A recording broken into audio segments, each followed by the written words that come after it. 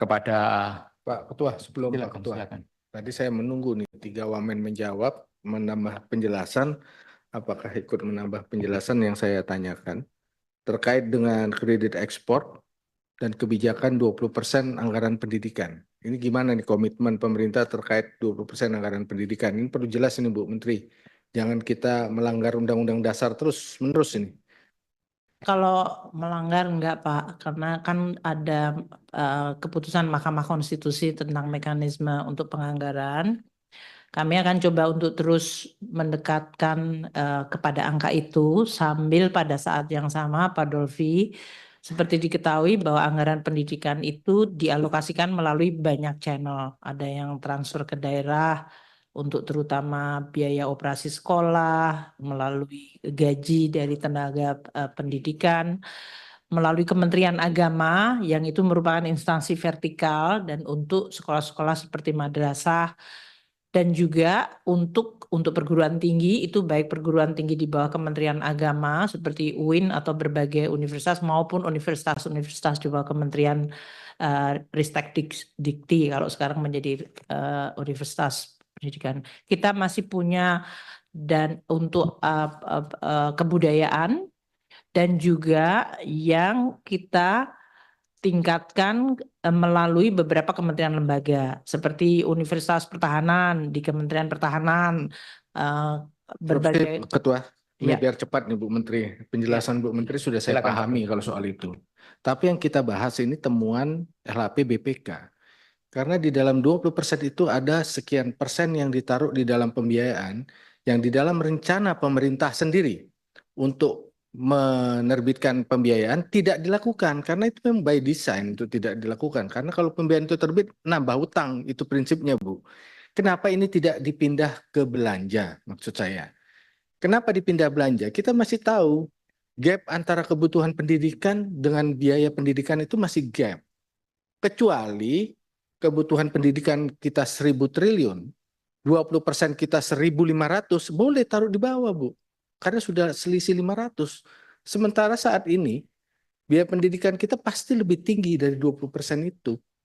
Nah, kita malah tambah kurangin lagi. Temuan LHP BPK itu bahwa pemerintah berencana menerbitkan SBN untuk pembiayaan pendidikan. Tidak dilakukan karena ya kita paham.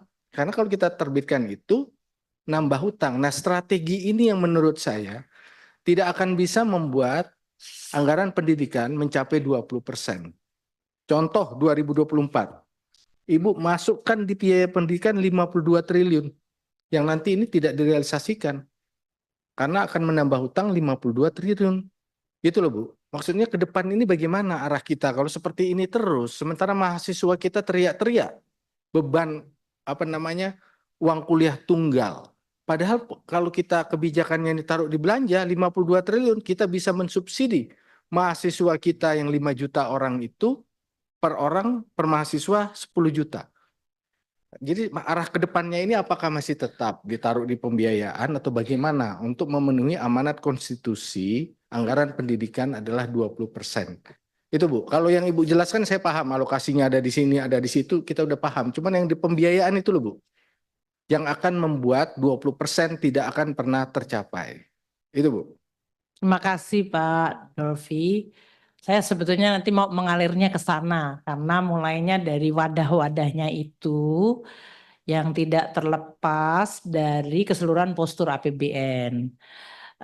Kami memang memahami bahwa pertama dulu arahnya adalah sesuai dengan kementerian lembaga yang menjadi pengampu dari program pendidikan.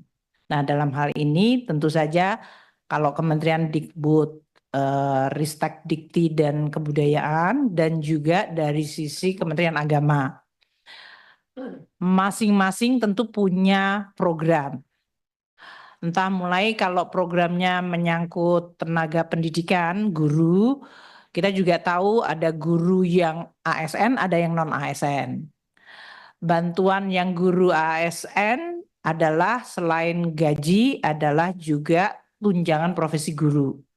Tapi TPG ini tidak hanya untuk guru ASN, Sehingga yang non ASN pun juga masuk. Jadi kalau mau bicara tentang non ASN yang harus disertifikat dan mendapatkan tunjangan, itu kami mengikuti apa yang diprogramkan oleh kementerian terkait.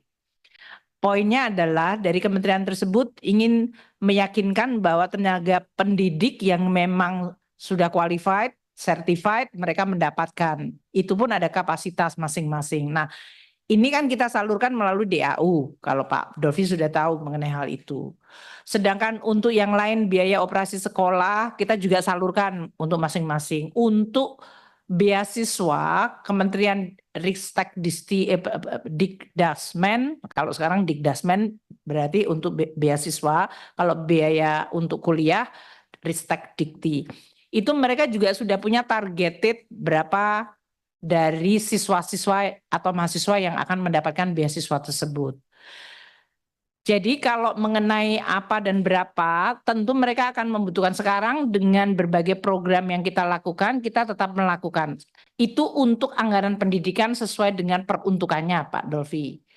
Pak Dolvi sekarang mempermasalahkan yang kita taruh di below the line, yaitu yang di bawah pembiayaan. Sebagian memang masuk dalam LPDP, yang di situ akan masuk menjadi anggaran abadi untuk pendidikan tinggi, anggaran untuk pesantren, anggaran untuk kebudayaan, maupun untuk LPDP dan research.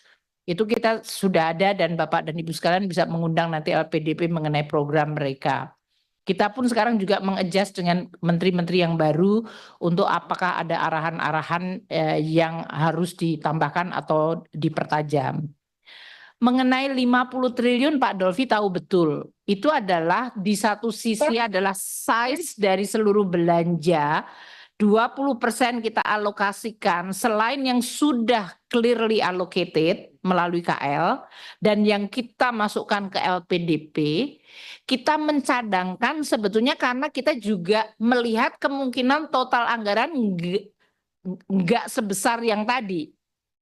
Artinya total belanja, total anggaran yang akan dibelanjakan setiap tahun kan Pak Dolvi tadi kami menyampaikan di sini even Kementerian Keuangan kemungkinan akan menyerapnya 93,7%. Jadi kalau bicara tentang 20% dari total seluruh APBN, kita tahu mungkin bisa bergerak termasuk pergerakan yang berasal yang sering tidak bisa kita kontrol adalah subsidi. Umpamanya kita mengatakan harga minyak 80 ternyata jadinya 74. Kursnya berapa. Nah naik turunnya belanja kompensasi subsidi ini kan menyebabkan size dari APBN-nya menjadi berubah dan oleh karena itu 20%-nya mestinya harusnya kalau konsisten berubah. Yang terjadi selama ini kalau kita pas pendapatan cukup besar seperti tahun 2022-2023 Pak Dolvi, kami membayar subsidi kompensasi semaksimal yang kita bisa sehingga PLN Pertamina kalau Bapak dan Ibu sekalian lihat sekarang kelihatannya sehat. Ya karena kita membayarnya tepat waktu dan semuanya sesuai. Dan ini menyebabkan belanja kita menjadi besar, maka 20%-nya menjadi besar. Tapi umpamanya kita penerimaan seperti hari ini kita lihat penerimaan kita melambat, kemampuan kita untuk membayar kompensasi mungkin harus dikalkulate lagi, maka size dari belanja menjadi berubah. Jadi Pak Dolvi memang itu menjadi semacam shock absorber. Bukan karena kita tidak ingin membelanjakan, tapi itu adalah bagian dari kita mengelola seluruh APBN kita yang bagian masing-masing ada yang fix, ada yang bergerak. Sehingga kalau bicara tentang 20%, 20% menjadi kita harus mengikuti sesuai dengan keputusan Mahkamah Konstitusi 20% itu makanya kita sebutkan 20% dalam Undang-Undang APBN harus bisa kita jelaskan. Tapi di sisi lain kita juga mengenali bahwa APBN ini bergerak. Sehingga kami membutuhkan semacam shock absorbernya. Itu yang menyebabkan kenapa kami meletakkannya di situ. Nah, Pak Dolvi, kami dengan Presiden Prabowo, kami juga sudah diskusi mengenai hal ini. Dan beliau kan sekarang juga sangat detail melihat belanja-belanja ini. Dan passion beliau juga karena investment di bidang pendidikan hari ini entah itu untuk murid-murid, untuk membetulkan sekolah, untuk gizi, segala macam itu cukup besar. Jadi kami menyampaikan selama programnya jelas Bapak dan memang ada pengampu dan responsible untuk output outcome-nya, kami akan alokasikan di belanja seperti yang Pak Dolvi sampaikan tadi. Kalau Itu begitu, Pak. Bu Menteri, berangkatnya adalah kebutuhan kita untuk belanja pendidikan itu berapa persisnya? Misalnya kita mau menggratiskan sampai tingkat apa? SD atau apalah istilahnya, atau gratis, biaya murah atau apa sampai tingkat apa? SD, SMP, SMA, 50% perguruan tinggi misalnya. Itu kita butuh berapa sebenarnya? Misalnya kita butuh 1.500 triliun. Sekarang 20% kita 600 triliun, masih gap, Bu. Taruh di atas juga masih belum nyampe. APBN kita 8.000, 4.000 misalnya, 800 triliun, masih gap, Bu. Ditaruh di belanja. Nanti kalau dari biaya pendidikan yang ideal tadi sudah dilewati 20%-nya, baru Bu taruh di bawah. Itu maksud saya, Bu. Jadi berangkat, sekarang kalau saya tanya, berapa sih sebenarnya anggaran pendidikan kita yang ideal untuk membuat rakyat kita mudah mendapatkan pelayanan pendidikan sampai di perguruan tinggi, berapa? Totalnya itu berapa? Ada nggak angkanya, Bu Menteri? Kan approach-nya dari masalah strategi pendidikan mungkin tidak seperti yang disampaikan Pak Dolvi gitu ya. Jadi artinya kementerian-kementerian itu kan membuat program dengan berbagai macam pendekatan. Kami, kenapa tadi disebutkan, oh Kementerian Keuangan yang menentukan, kami kan menentukan amplop besarnya Pak. Walaupun keinginannya banyak, walaupun tadi katakan dibebaskan, saya terus terang nggak pernah menanyakan juga kepada kementerian sebetulnya kalau dibebaskan semua, nanti akan muncul banyak yang dibebaskan siapa? Negeri atau swasta. Kalau seandainya daerah itu ada swasta, apakah dia bebas atau tidak? Itu pasti banyak sekali kemudian komplikasi dari perhitungan itu. Tapi saya ngerti maksudnya Pak Dolvi, ada semacam kebutuhan untuk memberikan pelayanan pendidikan, kan seperti itu. Untuk SD, SMP, SMA, kan mestinya itu dibuat semacam baseline untuk hitungannya. Tapi saya memahami betul yang disampaikan Pak Dolvi, nanti kami coba komunikasikan Pak, karena approach-nya nggak seperti itu. Selama ini, pertama karena fungsi Karena gini, pendidikan Bu, ada yang terdelegasikan ke bawah. interupsi, Bu. Kalau kita baca amanat Undang-Undang Sisdiknas itu jelas, Bu.